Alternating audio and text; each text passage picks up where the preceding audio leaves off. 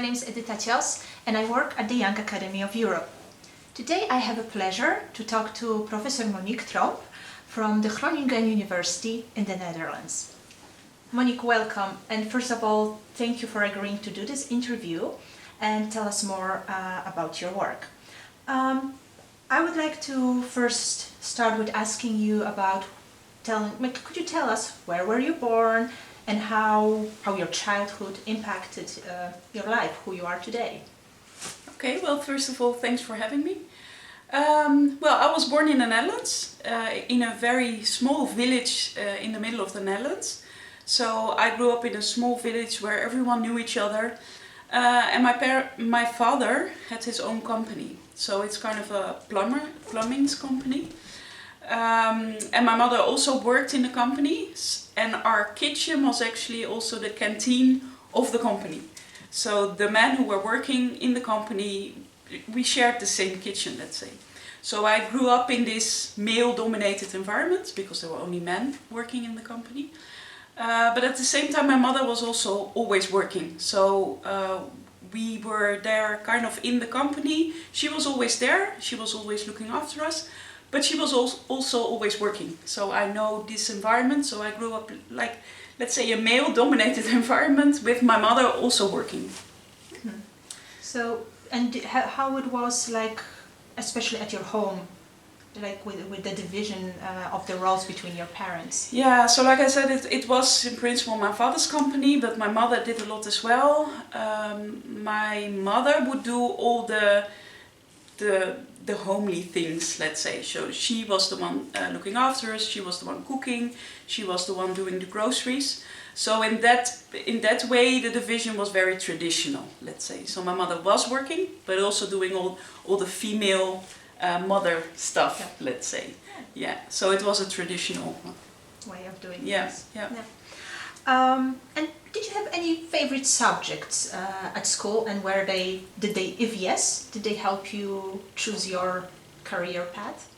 Yeah, so in primary school, I can't really remember, but in high school, of course. Yeah, so what I liked is chemistry and physics and maths, so the exact sciences, let's say.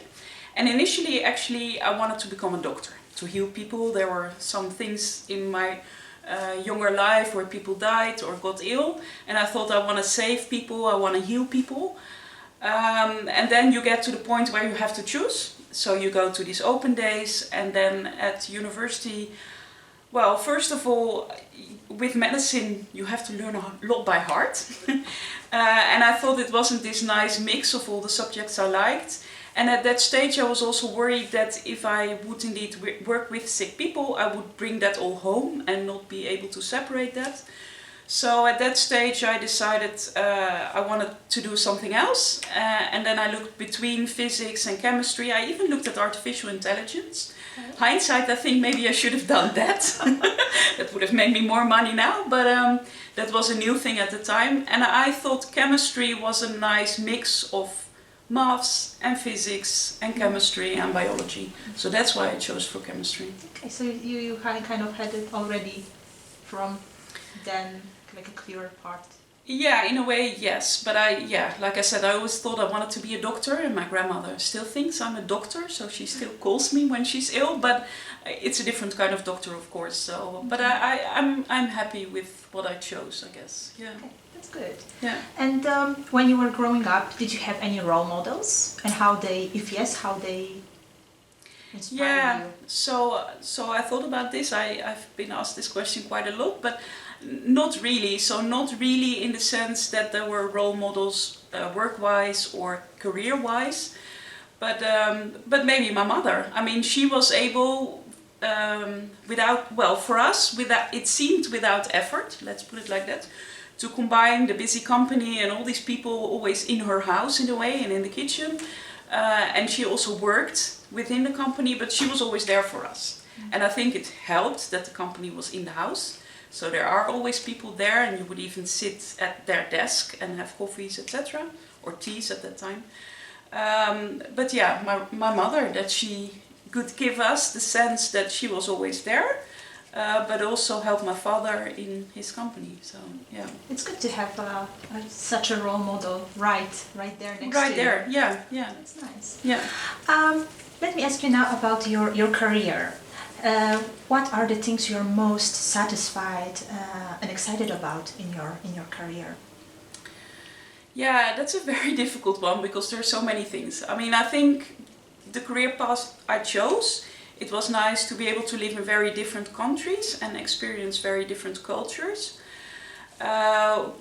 In science, we achieved quite a few important things, I think.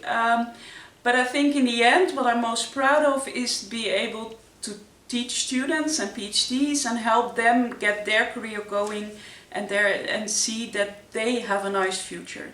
So the teaching and education part is as nice as doing the actual science. So if I really have to say what are you proud of, I'm proud of my students. I'm sure if any of our students will be listening to this interview later on, they'll be happy to hear that. Yeah, maybe. And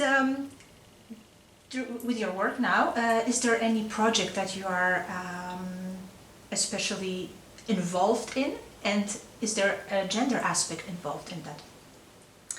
Well, there are a lot of projects because I'm now quite active in a lot of different boards and committees, but also in science, of course.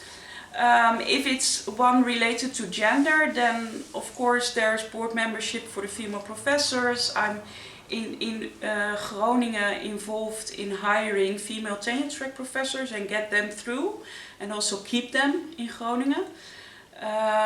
So there are a lot of different things happening. You've been busy. I'm always busy. But... Yes. You're currently a member of the Dutch Network Women professors, and then before that you also worked on a gender-related project in Munich. Could you please tell us a little bit more about these projects? Yeah, so when I came to Munich and I came in the chemistry faculty, there was one female staff member, but that it was very male-dominated. And there, at the time I started, this was called Vrouwenbeauftragte, so really focusing on women and representing women. And since I was a new one, I was a woman, so this was kind of dropped on my desk in a way. So you're the woman, so you're the Vrouwenbeauftragte. And in Germany there was a lot of effort, and still is, I think, to get more women in all the different kinds of positions and get them represented better. So I was kind of forced to do that, and initially I'm not always, as a person I don't want to do things because I'm a woman or get grants or get position because I'm a woman, but at the same time I also see that these kind of measures are still very necessary.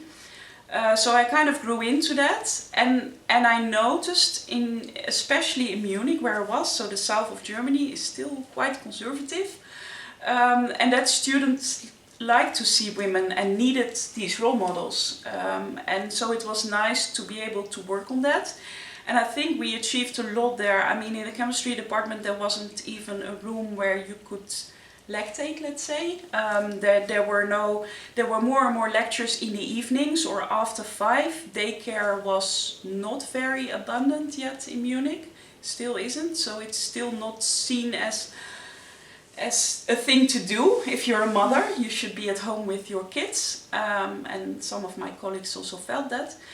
So I think we could achieve quite a lot because we made sure that there was a big room in the faculty, in the building, where we could even arrange daycare if students had to go, PhD students or staff members had to go to lectures. So there would be babysit, there would be a sofa, there would be toys, you could change diapers, etc. So that was all there. And then in all these committees, the problem then was that the TUM kind of wanted all these women in all these committees to be better represented and help women, but in the end I was in committees 4 days a week. And in the end, of course, that doesn't help me with my career. So the balance was kind of off. So we did quite a lot there, and then now being back in the Netherlands, there's this network for female professors, and I'm now in the board, and there what we try to do is there is a focus on women professors, but also just the levels below, help to attract women in these careers, but also help to keep them there, to advise them on all kind of things. But the real power, I think, of the board is to be able to influence policies, because we speak to the ministries, we speak directly to the minister, we speak to all the college van bestuur, I'm not quite sure what the English word is, so the top level of the universities, the rectors and the presidents, and we discuss their policies with them and show them where their strong and weak points are. And so we're not there for the day-to-day problems. In a way, we can direct women, but we help to change the attitude and the culture and the policies in the Netherlands. That's great. So I think, yeah. Yeah, and can you tell us what was the response from those policymakers on all those initiatives you try to implement? Well, they clearly think it's important. I mean, of course, there are a lot of pushes from everywhere to get better representation of women, but also diversity in general. I think that's also where we should go more. It's not just women, it's more diversity in general. Well, we have the feeling, but I think that's actually true, that we do make a difference and that people do listen.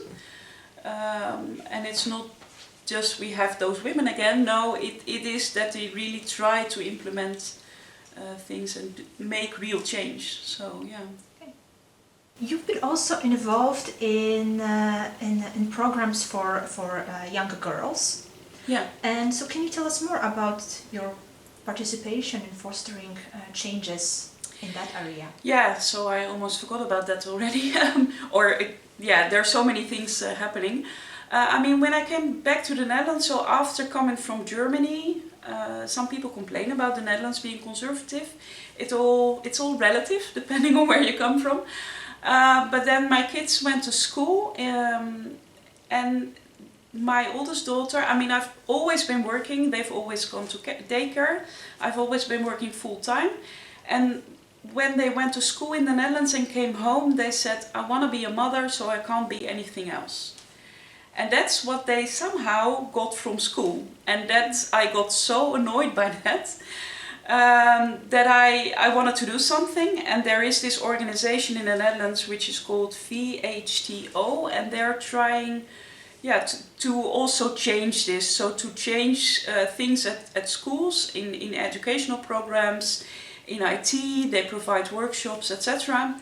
to get girls to change the way they feel about what jobs are for them or what future is for them.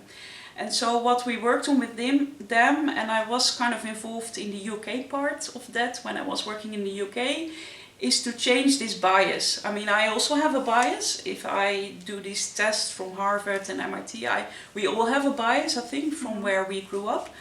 And there is research that this bias is imprinted in your brain at the age of 4, 5, 6. So at this very young level. So there it's imprinted, and then you never get rid of it.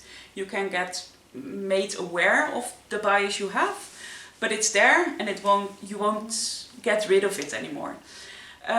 So we thought, okay, so that is the age where you would want to do something. So we developed these programs for kids in that age. So that's group 1, group 2 in the Netherlands. So that's between 4 and 6 years. And what we did there, and that is analog to the UK example, that you go in with role models. And what we asked the kids to do first is to paint or draw a firefighter, or to draw a doctor. And then what you see is that most of the kids draw a male version. And then you talk about that with them and you give them names, because the drawings are not always so clear at that age. But most of them talk about men. And then what we do is get these role models in, and they're all women. And what you often hear then is that the kids say, oh, these are dressed up as, and that is changing a little bit. But a lot of people have never seen women in these roles. And so we bring the women in the schools, and from the traditional firefighter to a game developer to all these kind of things. I've gone in there as well as a battery maker. You have to think of something which resonates with the kids. And so that is where you can make a change. And then later I hear from parents that it was so nice, the daughters came home and said, oh, I can also be a captain, or I can also be a firefighter. So we try to do this to break through this bias barrier in a way. And of course this now needs follow-up, and that is what we think about, because doing this once will help a bit, but I'm not sure if that is enough. So that is something we're thinking about now, how to follow this up for later years as well. That sounds like a very interesting project, I think. Yeah, no, it's very nice, yeah. The earlier you start, I think the bigger impact you can make. Yeah. So we already touched upon the biased view of the world, and then about a bit of discrimination.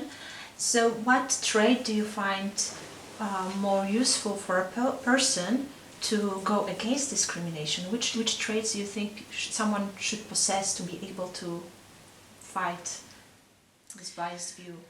Yeah, I think it's very difficult, because I think it's part of who you are, which also that allows maybe that this bias and discrimination kind of comes in. It's a little bit, I'm not quite sure how to say this properly, but I mean, I think a lot of the discrimination and bias happens without really noticing, and then the point you notice is already gone too far, but then how to get out. So I think you need to be strong in yourself and believe in yourself, and that's of course a problem, because if you've been in this situation, this might actually affect your whole self-esteem. That is what I often see with women. So that is, of course, you want people to be confident, but due to the situation they become less confident. So you want this trait, but that is the trait which is affected by bias or discrimination. I think we need to make sure that people can go somewhere to get help, and more systems are put in place. But what I see, unfortunately, a lot of the time, these people are not unbiased, and they're not independent either, so they work for the company, so they try to mitigate between the two.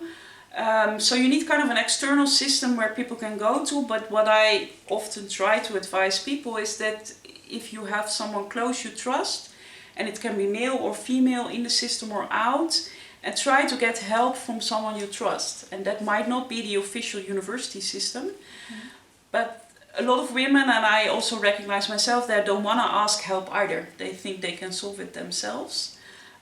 But it's also okay to ask help. And I think if you're so deep in a situation, it's difficult to get out, and you sometimes need help. So I think the organizations have to change, and you as a person can do things, but when you're in really deep, it's difficult to get out. So you need to make sure the organization around, and we need to make sure that there's help in place which is visible and where people know where to go. Yeah, I agree. So it's not like only a person should change or should try to change, but I think the institutions or workplaces should put more emphasis on helping. Yeah. So previously you mentioned that indeed like the bias in someone's head is created already at a very young age. Yeah. And so people who we are trying to target now, the policymakers, for example, you want to target them to change the view and perspective, they already are deeply in that bias. Yeah. How do you think? No, that's a very good point, because people are so in their own bias and they don't see that anymore. And like I said before, you can't get rid of the bias, but you can make people aware. And that is what you see, that universities impose these trainings, and there's a lot of feelings about people that they have to do that, but at least then they become aware about their own bias, and they can, they still have the bias, but when they're aware, you can do something around it, or you can recognize it and then say, okay, I react based on this bias, so I need to do something else. So these bias trainings are in fact very good, I think. And like I said, also I have the bias still. And everyone has his own bias. It's not about just gender or diversity, but about a lot of things. And that's about your upbringing and your culture. Yeah. So those bias trainings, making people aware and then adjust the system around, that combination is required. Yeah. let me ask you about the course of your career. Have you experienced any struggles along the way? Yeah, so here we speak a lot about gender issues, of course.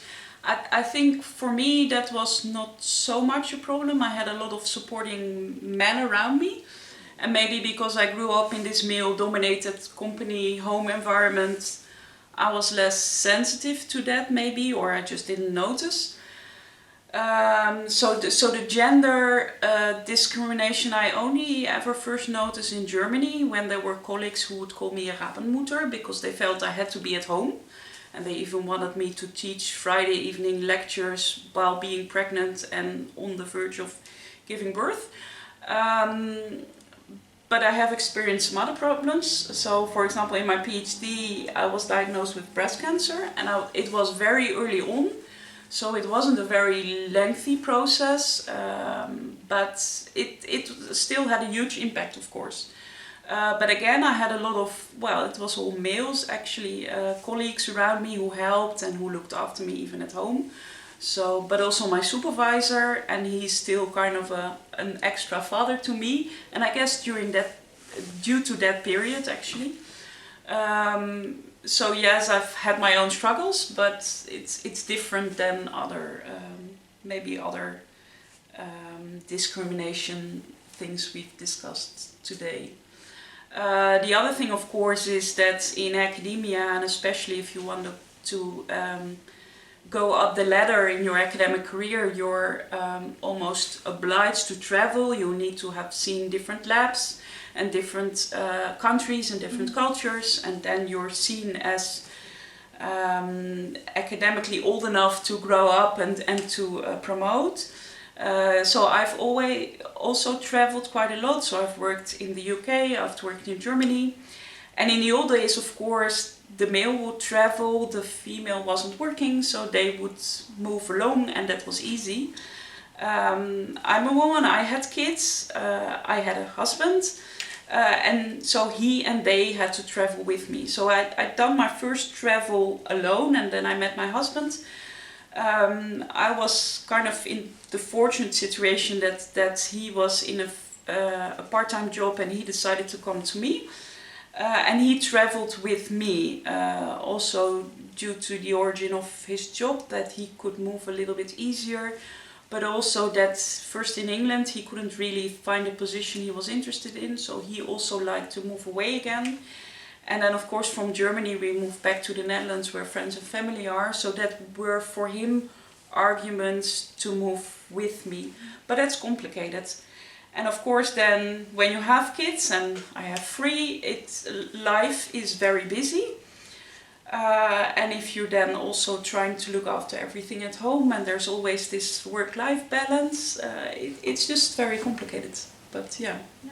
Have you found it difficult or not really to keep indeed the balance between your work life and your private life? It's always difficult. I think I'm well, a lot of people say I have too much energy, but I think for what I do that's actually helpful. So I have a lot of energy, and both the kids and work give me energy. I think if I would just do kids, I would not be happy either. The work gives me enough energy as well. But it's always a juggle, and it's sometimes difficult, and especially in recent times where you have to teach kids at home and give lectures, so giving lectures with a pirate in your bag, etc. It's not easy, but it does make life nice as well. At least that's my perception. So we've already talked about in general how people deal with discrimination, or how they should deal and approach this topic. But how do you think they should approach discrimination topic in your field, in the physical sciences and engineering? So you mean how organizations or universities Yes. should approach this?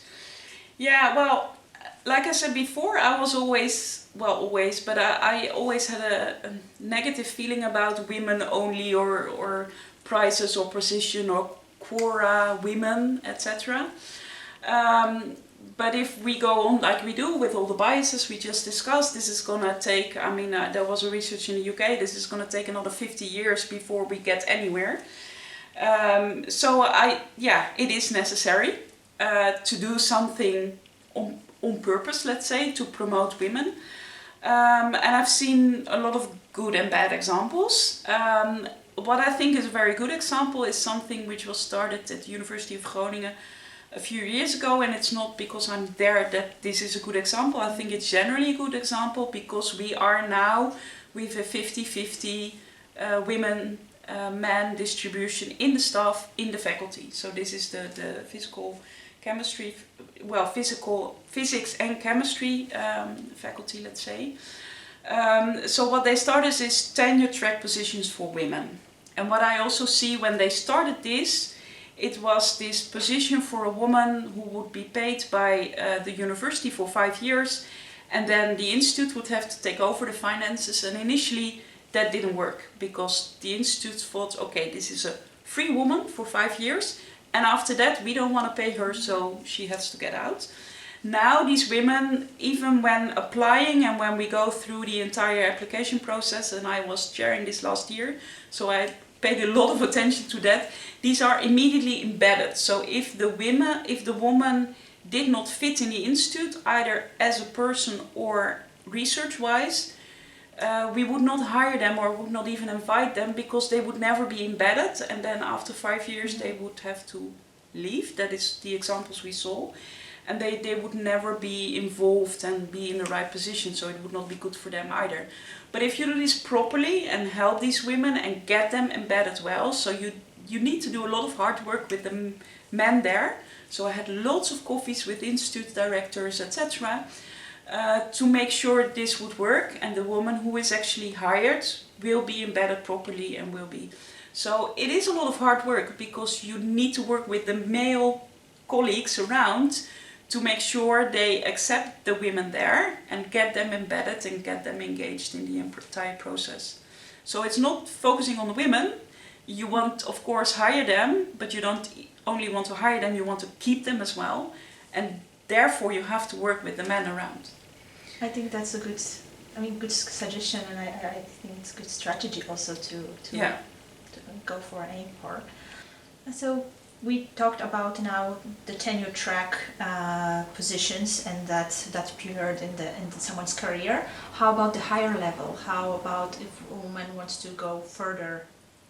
Yeah, so there are two aspects to that women properly follow this tenure track, and I think this can only be done, and I've seen bad and good examples there as well, when they're very clear and transparent tenure track criteria, and that everyone keeps to that, so that it's not that because we like the male he will be promoted and we don't like the women so they won't. So getting all these criteria clear on paper, and that committees and applicants and everyone keeps to that. But hiring women at higher levels is exactly the same. You also need to work with everyone around and get them embedded, and work with also the men around to accept these women there. So I think that is kind of the same, but it's true that going through a tenure track is not always a clear process in a lot of universities. And there a lot of, well, you see a lot of women or male who don't really fit in are stopped there on non-obvious reasons. And so that's the only way, I think, if you have very clear and transparent rules and regulations in place there. Thank you for all those nice suggestions how people should approach the topic. So we are almost done with our interview. Do you have any other suggestions or take-home messages for people? Yeah, that's a difficult one because we discussed a lot of things already. What I do say to men and women and everyone is that you need to do what gives you energy. So you need to do what you want to do. Otherwise, I mean, it's never going to be an easy ride. There are always going to be difficult moments. So only when you like what you do, you have enough energy to do what you need to do. So try to keep close to yourself and do what you like to do, and then you should be able to succeed no matter how. Thank you, Moniek. Thank you for agreeing to talk to us today. We wish you good luck with your future steps and career and the involvement in various projects. Okay, thank you.